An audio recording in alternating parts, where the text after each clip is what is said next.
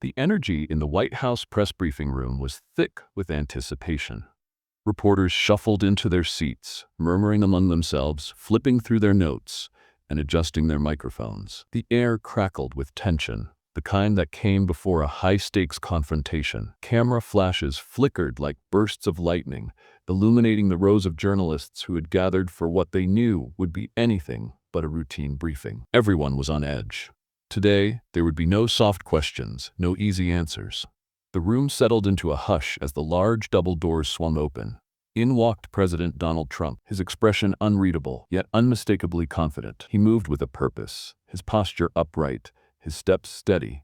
He had done this dance before. Faced a room full of reporters armed with questions meant to trap him, to twist his words, to make headlines out of thin air. But he never backed down. And today wouldn't be any different. If anything, he thrived in moments like these. As he reached the podium, he let his gaze sweep across the room. Eyes locked onto him, waiting, analyzing. Some reporters gripped their pens a little tighter, ready to jot down every word, while others clenched their jaws, already bracing for the inevitable back and forth. The atmosphere felt almost like a battlefield, where words were the weapons, and only one side would walk away victorious. Trump adjusted the microphone, cleared his throat, and then, in his unmistakable voice, addressed the room. "Good afternoon, everyone. Let's get started." The words were simple, direct, yet they carried weight. A slight pause followed, just long enough for the tension to grow. Reporters knew that once the first question was fired, there would be no turning back. It was always a game of chess. One move would lead to another, and Trump was a master at dictating the pace. Sitting near the front, Kaitlan Collins from CNN was already prepared. She had been waiting for this moment, going over her question repeatedly in her head. She wasn't here for small talk. She was here to challenge, to push, to demand answers that others might hesitate to ask. This was her chance to hold the president accountable, and she wasn't about to waste it. A split second before she could speak, Trump's eyes landed on her. He knew what was coming. He always did. He had faced her before, knew her tactics, and could predict the direction of her questions. There was a flicker of amusement in his gaze, as if he welcomed the challenge. He leaned slightly forward, resting his hands on the podium, and gave a slight nod, signaling her to go ahead. The room was silent, but the unspoken battle had already begun. Kaitlan Collins wasted no time. The moment Trump gave her the nod, she straightened in her seat, locked eyes with him, and fired her first question. Her voice was steady, sharp, leaving no room for ambiguity. "Mr. President, you've repeatedly stated that you have a good relationship with Vladimir Putin. Given the ongoing conflict in Ukraine and reports of Russian aggression, do you still believe he's acting in good faith? And do you acknowledge that your past comments have only fueled concerns about your stance on Russia?" The room held its breath. It was the kind of question designed to put Trump in a difficult position, forcing him to either defend Putin, which would invite backlash, or walk back his previous statements, which he rarely, if ever, did. Trump tilted his head slightly, as if considering his response, but there was no hesitation when he spoke. His voice was even, measured. "Look, I've said it before, and I'll say it again. I believe in strong leadership, and I believe in diplomacy. Unlike the current administration, I actually had a working relationship with Putin. When I was in office, we had peace. No wars, no escalations, nothing like what we're seeing now. You know why? Because he respected me. And when leaders respect each other, they talk, they negotiate. That's how you prevent conflicts." His words hung in the air for a moment. Some reporters jotted down notes furiously, others exchanged glances. It was a classic Trump answer, confident, assertive, placing the blame squarely on his political opponents while reinforcing his own leadership. But Collins wasn't finished. She leaned forward, determined to press harder. "But, Mr. President," she interrupted, "Putin has continued his military actions despite international warnings. Just last week, new reports confirmed further missile strikes on civilian areas. Are you suggesting that you trust Putin's word over the intelligence community and international reports that paint a very different picture?" Trump's expression didn't change, but a flicker of something, perhaps amusement, perhaps impatience, passed through his eyes. He clasped his hands together on the podium, exhaled sharply, and gave a small shake of his head. "See, this is the problem with the media. You twist things. You take what I say and turn it into something completely different. I never said I trust Putin over intelligence reports. I said I believe in talking instead of rushing into conflicts like we're seeing now. You want to blame me for this?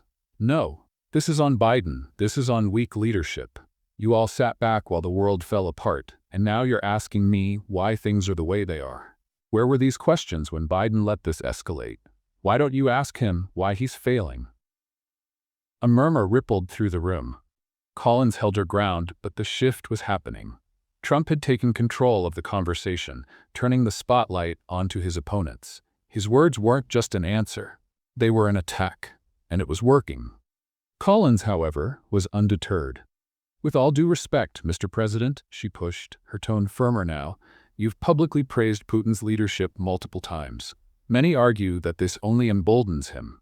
How do you respond to those who say your rhetoric gives legitimacy to an authoritarian leader accused of war crimes? Trump let out a short laugh, shaking his head. He leaned forward slightly, lowering his voice just enough to make everyone lean in. Oh, come on, Kaitlan, don't play that game. I've praised strong leadership, yes. I've said Putin is tough, because he is, unlike some of the weak leaders we have here. But let me ask you something. Did Putin invade Ukraine when I was president? No. Did we have this chaos? No. So maybe, just maybe, instead of trying to spin this into something it's not, you should ask why that is.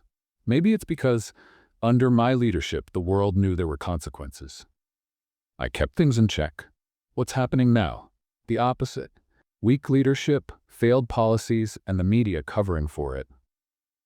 The press room was no longer just an audience. It was part of the moment. Some reporters looked up from their notes, others exchanged glances. Even those critical of Trump had to admit, he wasn't backing down. He never did. Collins tightened her grip on her pen, her frustration just barely visible beneath her composed expression. So you're saying the war in Ukraine is solely Biden's fault? That's a bold claim. Trump's expression hardened. No, I'm saying it wouldn't have happened if I were in office. And you know it. Everyone in this room knows it.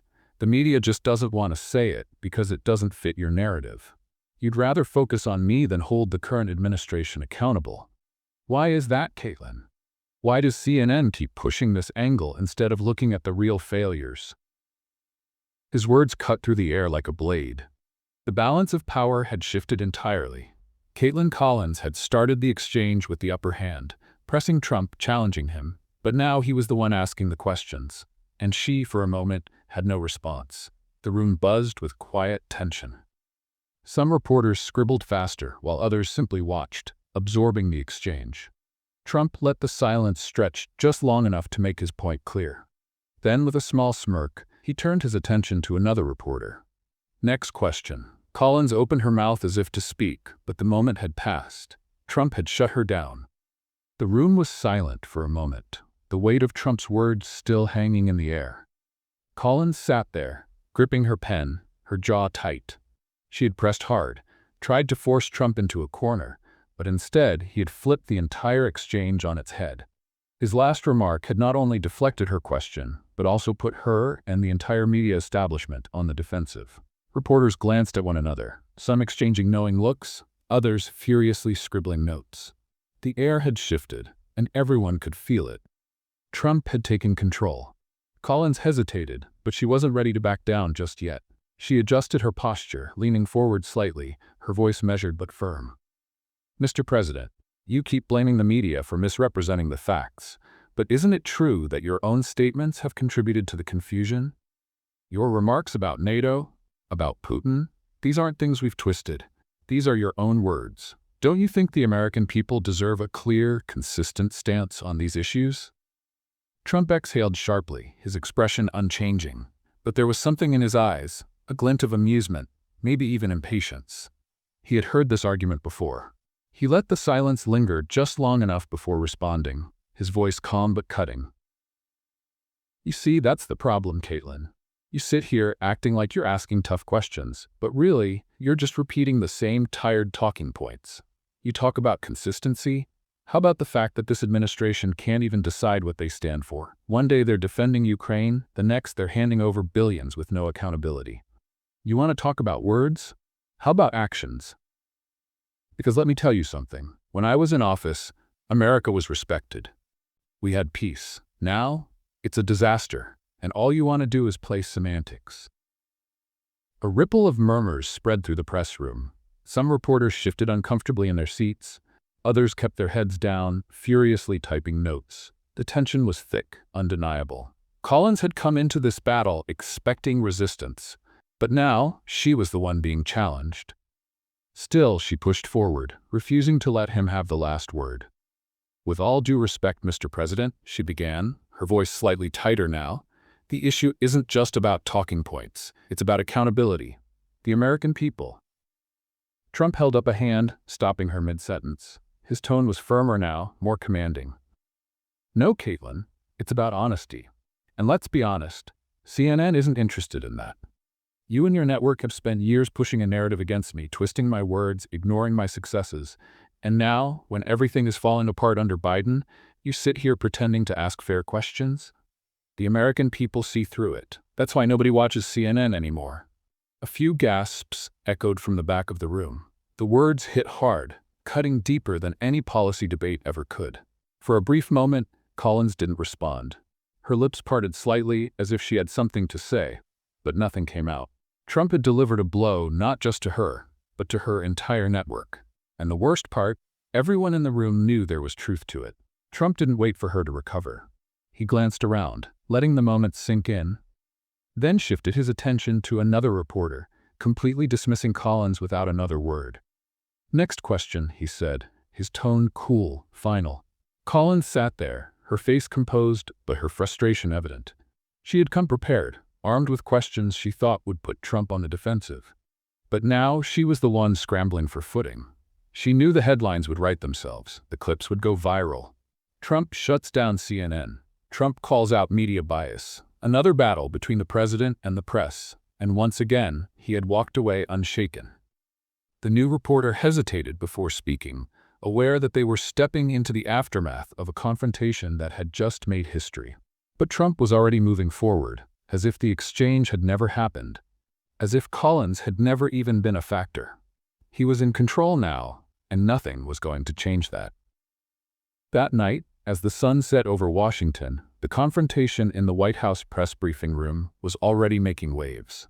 At CNN's studio, Kaitlan Collins sat under bright lights, her expression composed but noticeably tense. The network had wasted no time in turning the exchange into a headline, plastering it across the screen. "Trump attacks press freedom in heated clash with CNN reporter." The segment opened with clips from the briefing, carefully selected moments that showed Trump cutting her off, challenging her, dismissing her questions. The narrative was clear. This wasn't just about a tense exchange. This was an assault on journalism itself. Collins kept her tone steady as she addressed the camera. "What happened today wasn't just about me," she said, folding her hands on the desk in front of her. "It was about the president's ongoing efforts to undermine the press. When we ask tough questions, he doesn't just push back. He discredits, he deflects, and he tries to turn the public against the media. That's dangerous for democracy." The panel of CNN analysts nodded in agreement, some shaking their heads in disapproval. They dissected Trump's words, pointing out how he had dodged direct answers, how he had turned the focus back onto the media instead of addressing policy.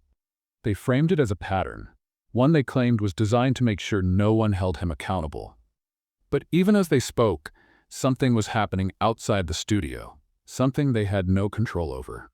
Social media had erupted. Within minutes of the press conference, hashtags like "Trump owns CNN" and "Fake News Exposed" were trending. Clips of the exchange were being shared at lightning speed, but not in the way CNN had hoped. Trump supporters flooded platforms with comments praising his performance. "This is why we love him," one tweet read. "He doesn't take their nonsense." Another wrote, "Collins thought she had him cornered, but Trump flipped it on her." Brilliant. Even those who weren't die-hard supporters acknowledged the way he had handled the confrontation. "You don't have to like Trump to admit he completely controlled that room," one user posted. Meanwhile, critics of the former president tried to push back, arguing that his refusal to answer direct questions was a sign of weakness, not strength. "Dodging isn't dominance," one tweet read. "If he had real answers, he wouldn't need to attack the media." Others accused Trump of setting a dangerous precedent, claiming that dismissing journalists like Collins was an attempt to silence scrutiny. But their voices were getting drowned out. The sheer volume of support for Trump's handling of the situation was overwhelming. The internet had already made up its mind. This was a win for him. At the same time, Trump himself wasn't staying quiet. On Truth Social, he was already capitalizing on the moment. He posted a clip of the exchange, adding his own caption, "CNN is finished. The people see right through them." Within minutes, his post had thousands of likes and comments. He followed it up with another message, this time directed straight at Collins. "She thought she had me, but like always, they fail. Sad." He wasn't just responding, he was owning the narrative. Every post, every comment from his supporters reinforced the idea that the media had lost credibility, that CNN wasn't asking real questions, just playing a game they couldn't win. And Trump knew exactly how to use that to his advantage. Back at CNN, Collins scrolled through her phone during a commercial break, seeing the response unfold in real time. The frustration was clear on her face. She had gone into that press conference determined to challenge Trump, to expose contradictions, to put him on the defensive. Instead, he had flipped the script, turned the exchange into a spectacle, and walked away unscathed. And now, instead of focusing on the substance of her questions, the conversation had become about her, about CNN, about whether the media itself could be trusted. The battle wasn't just being fought in press rooms and news studios anymore. It was happening online, in living rooms, on phones and computers across the country. And as the dust settled from the day's events, one thing was undeniable. Trump had once again seized control of the moment, leaving the media scrambling to catch up. As the night stretched on, the clash between Trump and Collins dominated the news cycle. It wasn't just another heated exchange at a press briefing. It was the latest chapter in the never-ending battle between Trump and the mainstream media. The White House press room had turned into an arena, with each side fighting for control of the narrative.